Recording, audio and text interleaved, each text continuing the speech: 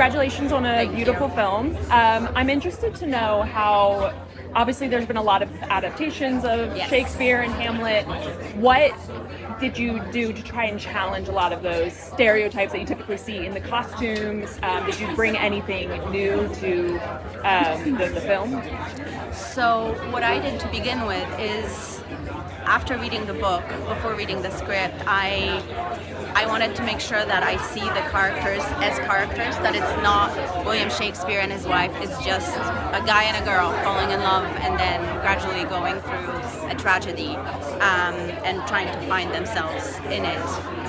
But then I jumped into like super stern Elizabethan and Tudor period research, learned everything there was, about Shakespeare, about the period. I was shooting a movie, which is also here, it's called Train Dreams. I was shooting a movie in Spokane, and so I was driving through the snows of Spokane, listening to a book called How to Be a Tudor, to like make sure that I knew what people ate, how people slept, and so on. So I was very immersed in that, and then threw it away. And then just made sure that I went back to the characters, and even though this is a period film, it is how we imagine these people.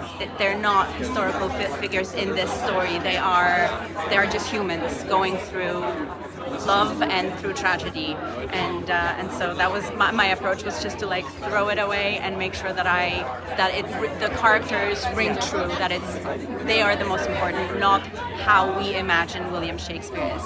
The only thing I have to say that stayed is the earring.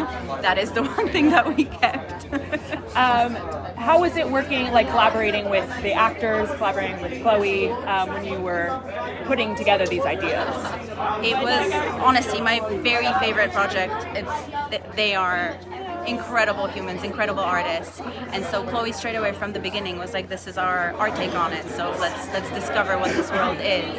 And so with Jesse it was making sure that the movement was right, that the color felt right.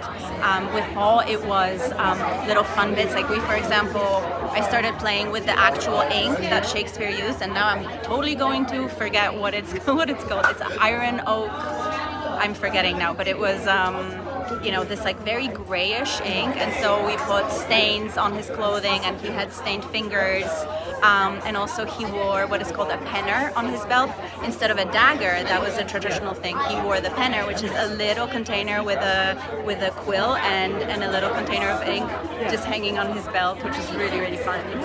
So just making sure that details like that were there, that they had stuff to play with. And also that the costume was never in the way of their emotion and performance. The highlight was that we were all a family. Every scene where we were together was amazing because, we all instantly connected. That was definitely really special.